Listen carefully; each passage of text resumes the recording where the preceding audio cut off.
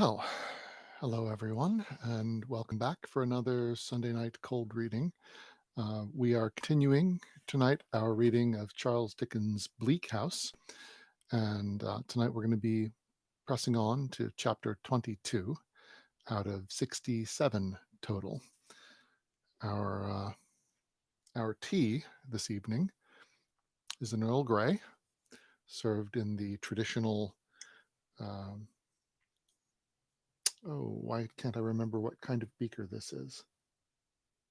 Mm, Terrible oversight. The traditional cylindrical beaker, 500 milliliter, with a little bit of peppermint added. Still quite hot and will be very pleasing to the throat as I continue reading tonight. So I hope the holiday season is treating folks well. And let's move on into Charles Dickens' Bleak House, chapter 22, Mr. Bucket.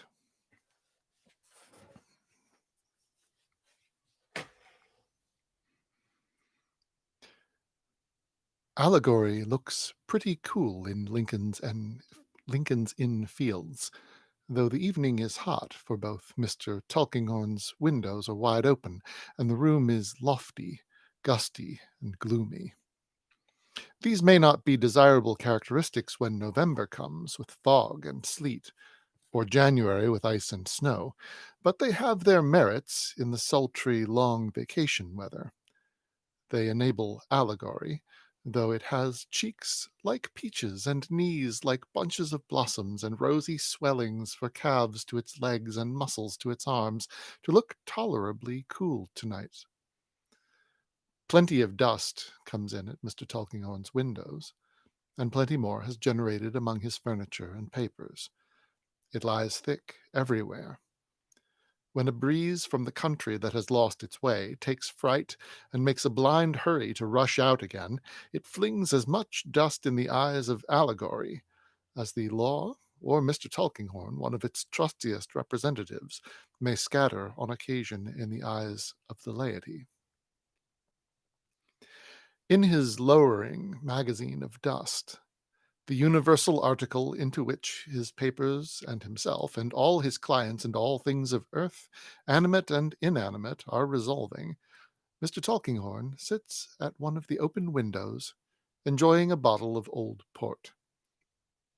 Though a hard-grained man, close, dry, and silent, he can enjoy old wine with the best. He has a priceless bin of port in some artful cellar under the fields, which is one of his many secrets.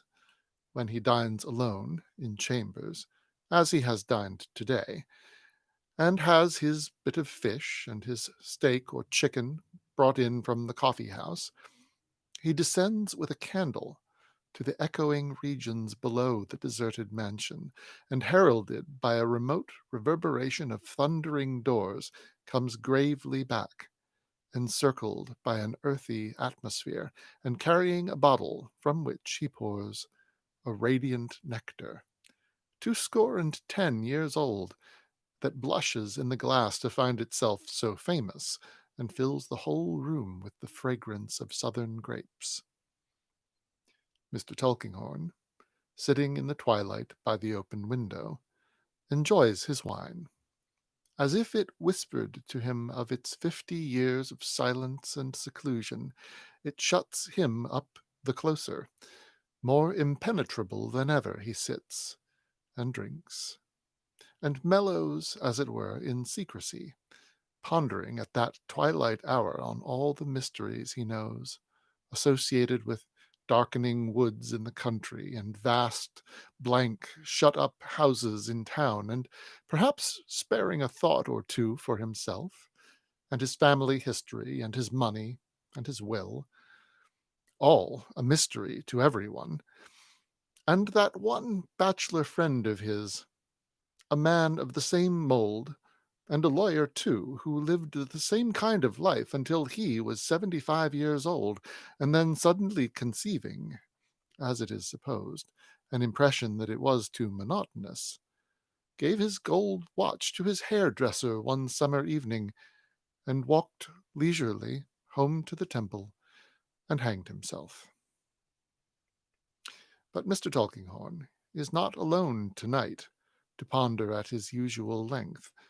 Seated at the same table, though with his chair modestly and uncomfortably drawn a little way from it, sits a bald, mild, shining man who coughs respectfully behind his hand when the lawyer bids him fill his glass. "Now, Snagsby," says Mr. Tulkinghorn, "to go over this odd story again." "If you please, sir." "You told me when you were so good as to step round here last night, for which I must ask you to excuse me if it was a liberty, sir, but I remember that you had taken a sort of an interest in that person, and I thought it might possible that you might just wish to—" Mr. Tulkinghorn is not the man to help him to any conclusion or to admit anything as to any possibility concerning himself. So Mr. Snagsby trails off into saying with an awkward cough, I must excuse you to, I must ask you to excuse the liberty, sir, I'm sure." "Not at all," says Mr. Tulkinghorn. "You told me, Snagsby, that you put on your hat and came round without mentioning your intention to your wife. That was prudent, I think, because it's not a matter of such importance that it requires to be mentioned." "Well, sir," returns Mr. Snagsby, "you see, my little woman is, not to put too fine a point upon it, inquisitive. She's inquisitive. Poor little thing, she's liable to spasms, and it's good for her to have her mind employed, in consequence of which she employs it, I should say, upon every individual thing she can lay hold of, whether it concerns her or not, especially not. My little woman has a very active mind, sir." Mr. Snagsby drinks and murmurs with an admiring cough behind his hand, "Oh, dear me, very fine wine indeed." "Therefore you kept your visit to yourself last night," says Mr. Tulkinghorn, "and tonight too." "Yes, sir, and tonight too. My little woman is at present in, not to put too fine a point on it, in a pious state, or in what she considers such, and attends the evening exertions, which is the name they go by, of a reverend party of the name of Chadband. He has a great deal of eloquence at his command, undoubtedly, but I'm not quite favorable to his style myself. That's neither here nor there. My little woman being engaged in that way made it easier for me to step round in a quiet manner." Mr. Tulkinghorn assents. "Fill your glass, Snagsby." "Thank you, sir, I am sure," returns the stationer with his cough of deference. "This is wonderfully fine wine, sir." "It is a rare wine, now," says Mr. Tulkinghorn. "It is 50 years old." "Is it indeed, sir? But I am not surprised to hear it. I am sure it might might be any age, almost." After rendering this general tribute to the port, Mr. Snagsby, in his modesty, coughs an apology behind his hand for drinking anything so precious. "Will you run over once again what the boy said?" asks Mr. Tulkinghorn, putting his hands into the pockets of his rusty small-clothes and leaning quietly back in his chair. With pleasure, sir."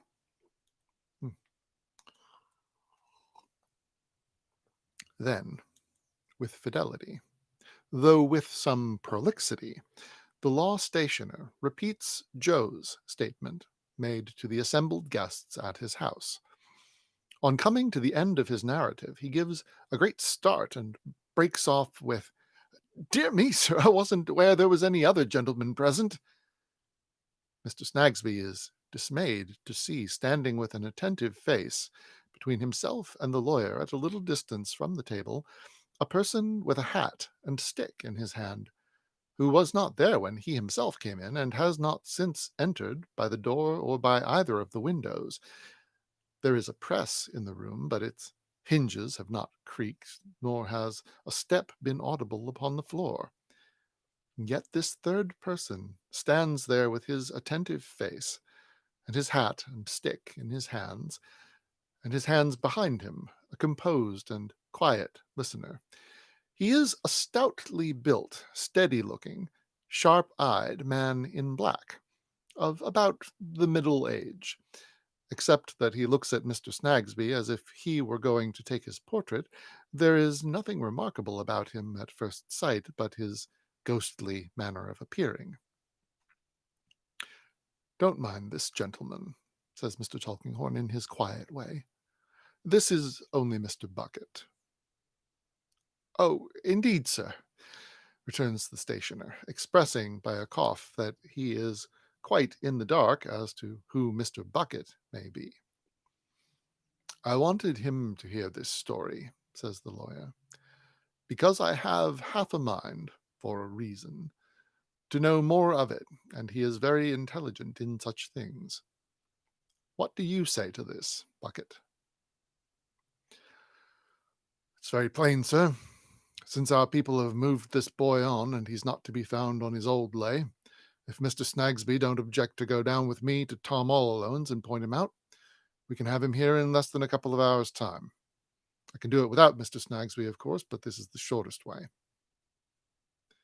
"Mr. Bucket is a detective officer, Snagsby," says the lawyer in explanation. "Is he indeed, sir?" says Mr. Snagsby, with a strong tendency in his clump of hair to stand on end. "And if you have no real objection to accompany Mr. Bucket to the place in question," pursues the lawyer, "I shall feel obliged to you if you will do so." In a moment's hesitation on the part of Mr. Snagsby, Bucket dips down to the bottom of his mind. "Don't you be afraid of me hurting the boys. Don't do over. Don't you be afraid of hurting the boy," he says. "You won't do that. It's all right as far as the boy's concerned. We shall only bring him here to ask him a question or so I want to put to him, and he'll be paid for his trouble and sent away again. It'll be a good job for him. I promise you, as a man, that you shall see the boy sent away all right. Don't you be afraid of hurting him. You ain't going to do that." "Very well, Mr. Tulkinghorn," cries Mr. Snagsby cheerfully and reassured. "Since that's the case—" "Yes, and looky here, Mr. Snagsby," resumes Bucket, taking him aside by the arm and tapping him familiarly on the breast, and speaking in a confidential tone. "You're a man of the world, you know, and a man of business and a man of sense. It's what you are." "I'm sure I am much obliged to you for your good opinion," returns the stationer with his cough of modesty. "That's what you are, you know," says Bucket. "Now, it ain't necessary to say to a man like you, engaged in your business, which is a business of trust and requires a person to be wide awake and have his senses about him and his head screwed on tight. I had an uncle in your business once. It ain't necessary to say to a man like you that it's the best and wisest way to keep little matters like this quiet. You see? Quiet." Certainly, certainly," returns the other. "I don't mind telling you," says Bucket, with an engaging appearance of frankness, "that as far as I can understand it, there seems to be a doubt whether this dead person wasn't entitled to a little property, and whether this female hasn't been up to some games respecting that property, don't you see?" "Oh," says Mr. Snagsby, but not appearing to see quite distinctly. "Now what you want," pursues Bucket, again tapping Mr. Snagsby on the breast in a comfortable and soothing manner, "is that every person should have their rights according to justice. It's what you want." "Well, to be sure," returns Mr. Snagsby with a nod. "On account of which, and at the same time to oblige a, do you call it in your business, customer or client? I forget how my uncle used to call it." "Why, I generally say customer myself," replies Mr. Snagsby. "You're right. returns Mr. Bucket, shaking hands with him quite affectionately. On account of which, and at the same time to oblige a real good customer, you mean to go down with me in confidence to Tom all Alone's, and to keep the whole thing quiet ever afterwards, and never mention it to anyone. That's about your intentions, if I understand you. You are right, sir, you are right, says Mr. Snagsby. Then here's your hat, returns his new friend, quite as intimate with it as if he had made it. And if you're ready, I am. They leave Mr. Tulkinghorn, without a ruffle on the surface of his unfathomable depths, drinking his old wine, and go down into the streets. You don't happen to know a very good sort of person by the name of Gridley, do you? Says Bucket, in friendly converse as they descend the stairs. No, says Mr. Snagsby, considering. I don't know anybody of that name. Why? Nothing particular, says Bucket.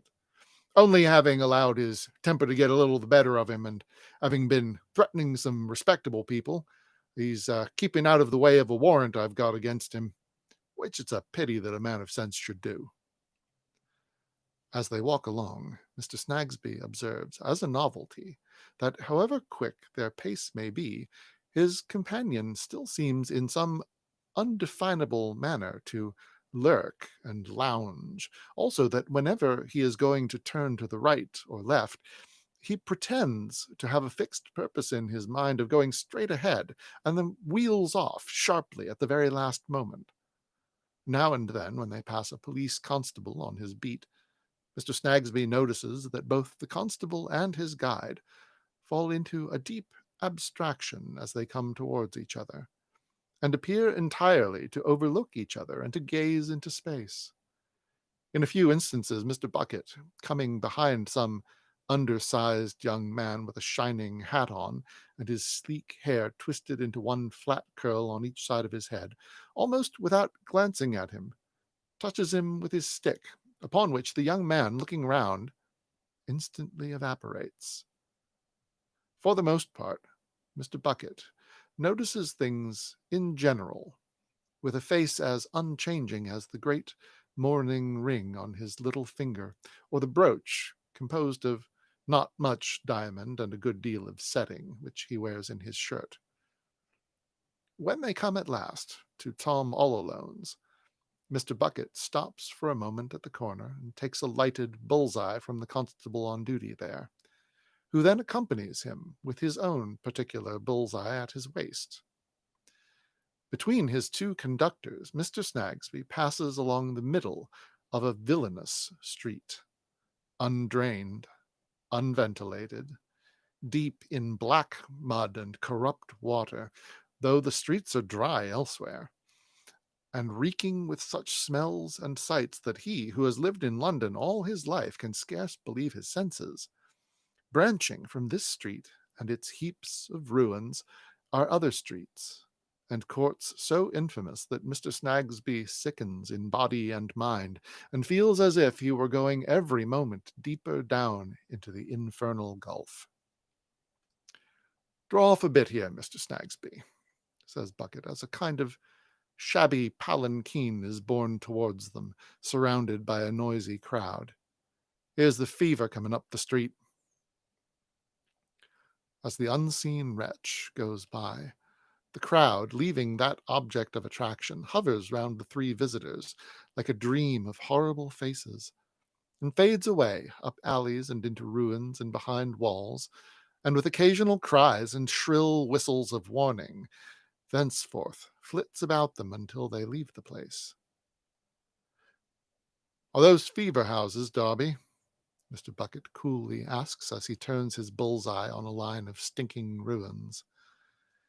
Darby replies that all them are, and further that in all, for months and months, the people have been down by dozens, and have been carried out, dead and dying, like sheep with the rot. Bucket, observing to Mr. Snagsby as they go on again that he looks a little poorly, Mr. Snagsby answers that he feels as if he couldn't breathe the dreadful air. There is inquiry made at various houses for a boy named Joe. As few people are known in Tom all Alone's by any Christian sign, there is much reference to Mr. Snagsby, whether he means carrots, or the Colonel, or gallows, or young Chisel, or terrier tip, or lanky, or the brick. Mr. Snagsby describes over and over again. There are conflicting opinions respecting the original of his picture. Some think it must be carrots. Some say the brick. The Colonel is produced, but is not at all near the thing. Whenever Mr. Snagsby and his conductors are stationary, the crowd flows round, and from its squalid depths obsequious advice heaves up to Mr. Bucket. Whenever they move, and the angry bull's eye glare, it fades away and flits about them up the alleys and in the ruins and behind the walls as before. At last, there is a lair found out where Tuffy, or the tough subject, lays him down at night, and it is thought that the tough subject may be Joe. Comparison of notes between Mr. Snagsby and the proprietress of the house. A drunken face, tied up in a black bundle and flaring out of a heap of rags on the floor of a dog hutch which is her private apartment, leads to the establishment of this conclusion. Tuffy has gone to the doctor's to get a bottle of stuff for a sick woman, but will be here anon.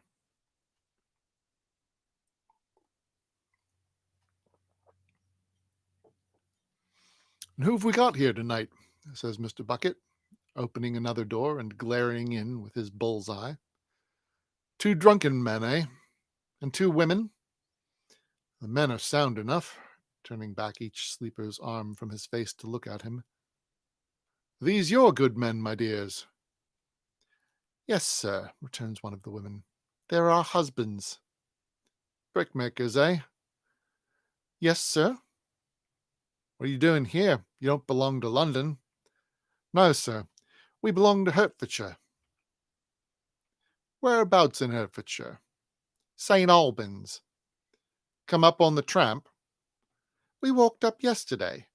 There's no work down with us at present, but we've done no good by coming here, and shall do none, I expect." "That's not the way to do much good," says Mr. Bucket, turning his head in the direction of the unconscious figures on the ground. "It ain't indeed," replies the woman with a sigh. "Jenny and me knows it full well."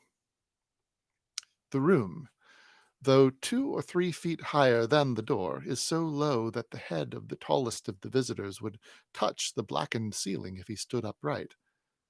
It is offensive to every sense. Even the gross candle burns pale and sickly in the polluted air. There are a couple of benches, and a higher bench by way of table. The men lie asleep where they stumbled down, but the women sit by the candle. Lying in the arms of the woman who has spoken is a very young child. "Why, what age do you call that little creature?" says Bucket. "Looks as if it was born yesterday." He's not at all rough about it, and as he turns his light gently on the infant, Mr. Snagsby is strangely reminded of another infant encircled with light that he has seen in pictures. "He's not 3 weeks old yet, sir," says the woman. "Is he your child?" "Mine." The other woman, who was bending over it when they came in, stoops down again and kisses it as it lies asleep.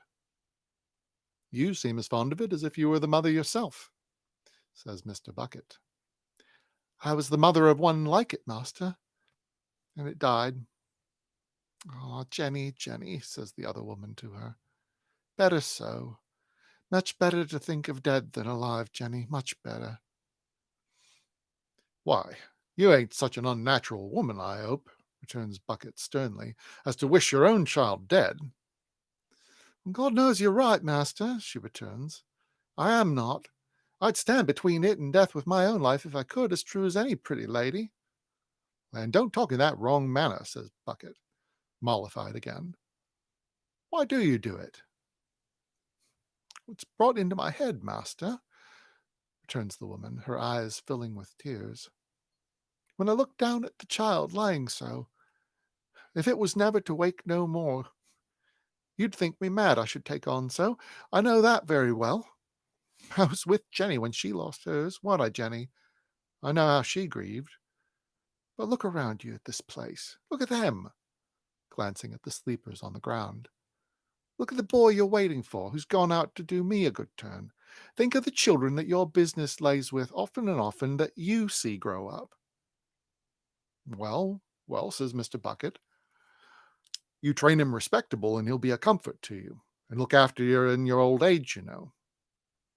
I mean to try hard, she answers, wiping her eyes. But I have been a-thinking. Being overtired tonight and not well with the ague, of all the many things that'll come in his way.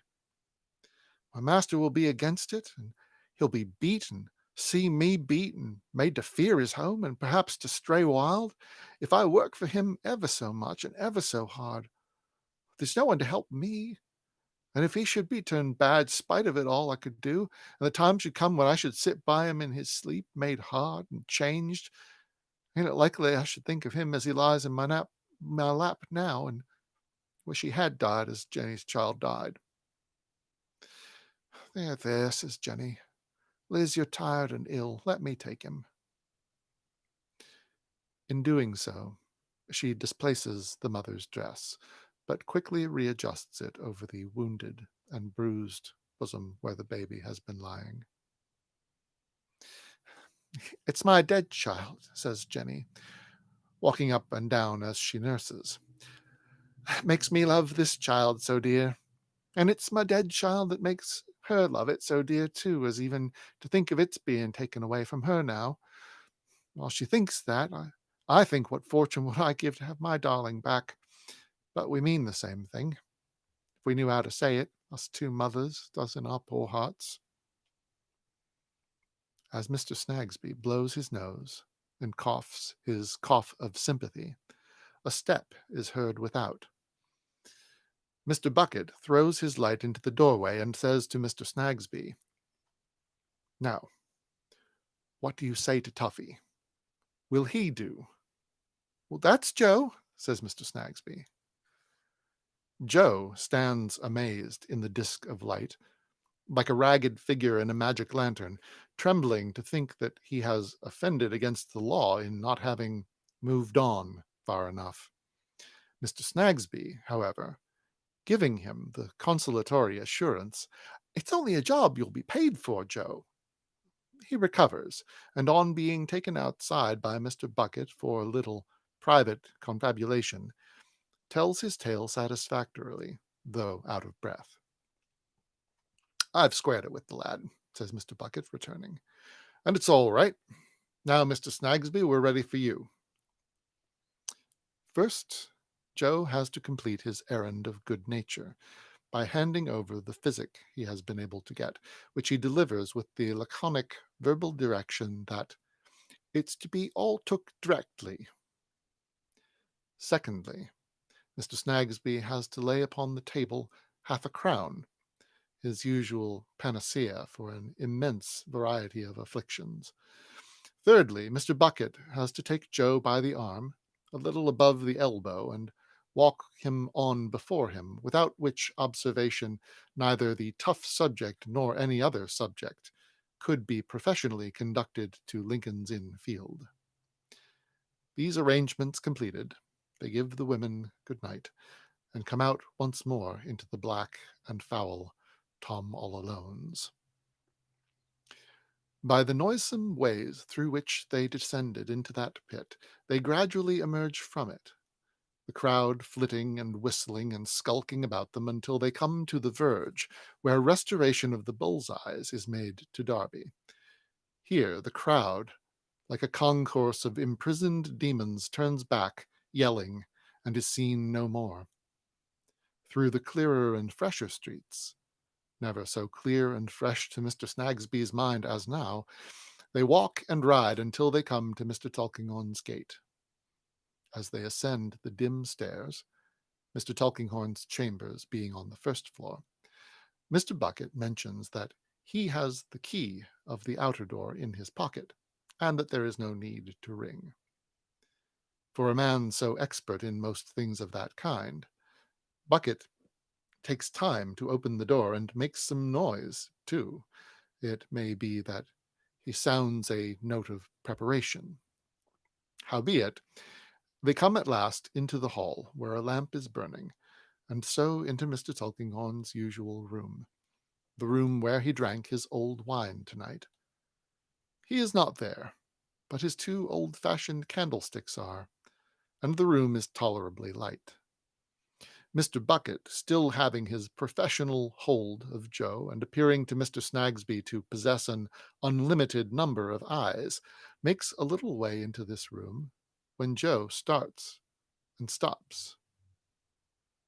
"What's the matter?" says Bucket in a whisper. "There she is!" cries Joe. "Who?" "The lady!" A female figure, closely veiled, stands in the middle of the room where the light falls upon it. It is quite still and silent. The front of the figure is towards them, but it takes no notice of their entrance, and remains like a statue.